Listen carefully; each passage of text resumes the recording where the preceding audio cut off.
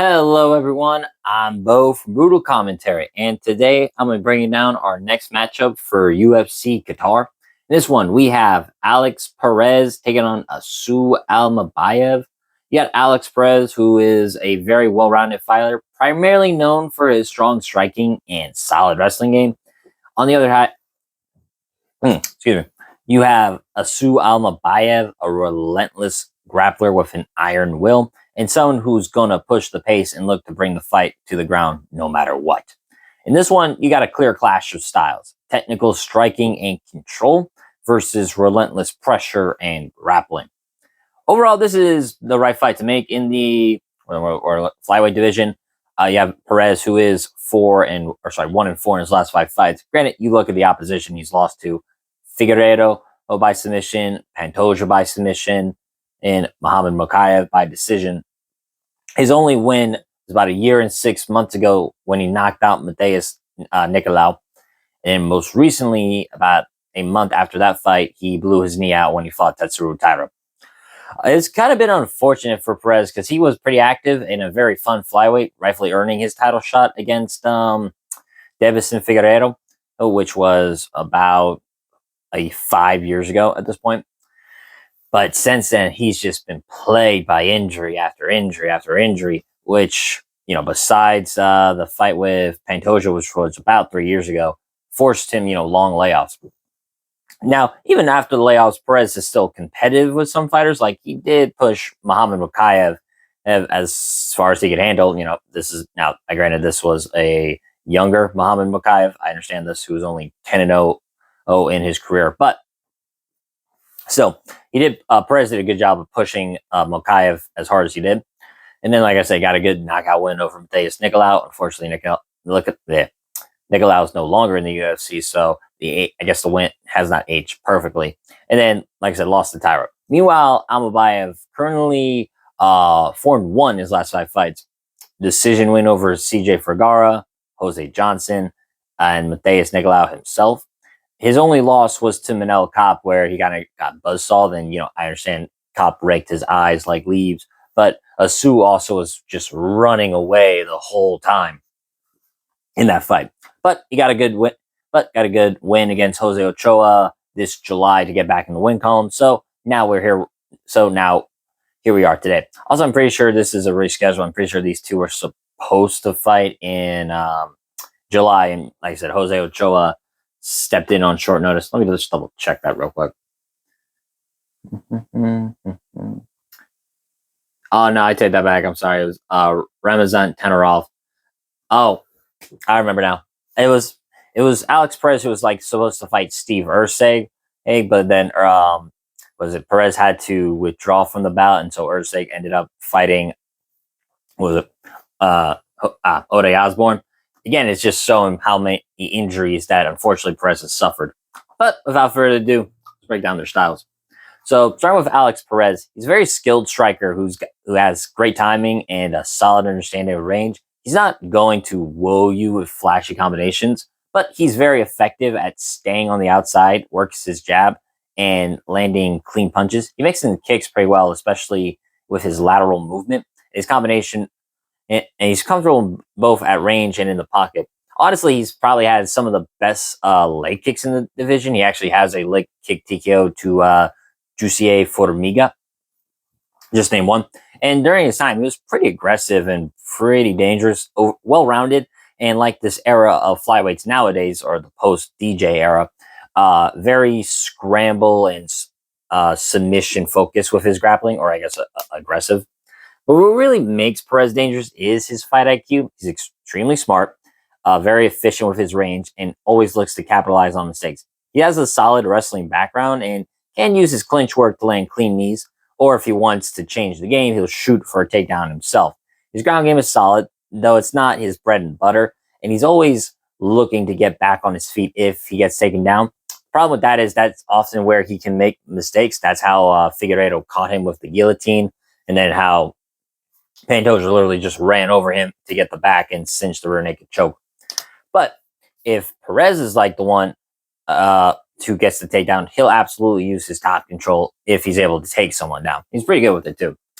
Perez is at his best when he controls the pace and lands clean shots without getting dragged into too much chaos.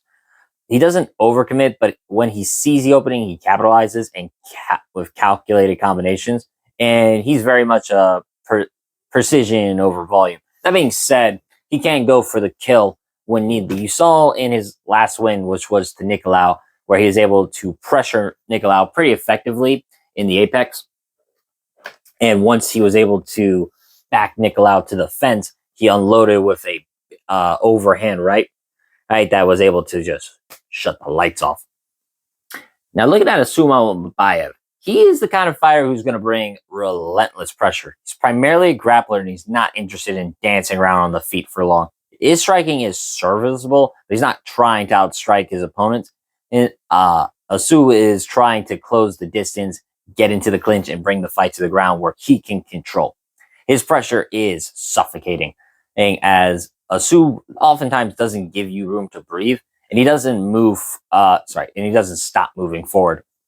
His takedowns are very persistent. He has great timing on his entries, and once he gets his hands on his opponents, Asu will he'll work for control and look for submissions or ground and pound. Asu is known for his strong clinch game, and he can drag you into positions where he keeps you on the defenses, forcing you to scramble or work at a pace you're not comfortable with. As I said, his striking is not the flashiest. He will at times throw a spinning kick every now and again, but like most strikers of his style, his striking is more so a means to an end to close distance and then shoot takedown after takedown after takedown. He is pretty fucking relentless with the takedown game. The key to Asu's success is his relentless cardio. He doesn't tire from the pressure he brings. In fact, he gets better as the fight goes on. And you saw that with like Jose Ochoa, where Ochoa by like round 2 and 3, he tried to, fight back. He tried to do something, but as soon as he got back up, boom, it's right to another takedown for Asu Almabayev. If he can put you on your back and stay heavy, Asu Almabayev will wear you down, and eventually you can look for the finish. Now, he hasn't shown it much in UFC. His only finish is to Ode Osborne via submission, but Ode Osborne doesn't really have good submission defense, as shown. There is one big weakness I would say about Almabayev is that he does tend to pull a Gamrot and overshoot and leave himself exposed. But he oftentimes has not been punished for it, because in comparison to the lightweight division, where these guys do hit harder and mistakes like that can get them knocked out, Sue hasn't fought too many super dangerous opponents who can make him pay for over wrestling, besides Manel Kape, who has good takedown defense and is one of the hardest hitters in this division. Now, looking at how their styles clash, for Alex Perez, this fight is going to come down to his ability to keep the fight at range and avoid being dragged into the grappling battle. He is a very good grappler himself, and as I said, he has good wrestling and scrambling abilities, but I think it'd be foolish to try and out-grapple Asu Almabayev or try and submit him.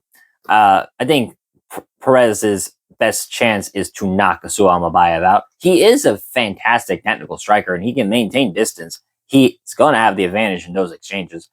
Asu isn't known for his striking, so Perez can absolutely win as long as he keeps us on the feet. But that's the thing. Almabayev doesn't care about being on the feet for too long. His game plan is simple. Get in close, put pressure on Perez, eventually drag the fight to the ground into the deep waters. And once it hits the mat, Almabayev's pressure and control become a whole different issue. Perez isn't bad on the ground, as I've said, but his strength is really in neutralizing his opponent's grappling while he's the one in control. He's going to have to be wary of Almabayev's relentless takedown and clinch control. I guess so. Really, the big question becomes whether Perez can avoid being overwhelmed by the pace. Almabayev isn't just trying to win. He's trying to make it uncomfortable from the moment the fight starts. And the more he can impose that wrestling game, the less Perez will have space to operate. And Perez needs to make Almabayev pay for every failed takedown again, make him work for every inch. And if Perez can do that, he can frustrate Almabayev. But if Almabayev can push Perez to the cage or get him on the ground, I think he can wear down and control the pace. So, my official prediction, I got to lean toward Asu Almabayev. if this was an Alex Perez, say 3 years ago or so, who was physically healthy, I actually favor him to win this matchup because he's got the scrambling abilities to get up, the wrestling base to help with his takedown defense. You saw it with like Muhammad Mukayev, and he's got the striking and power to at least make Almabayev pay, especially with his leg kicks.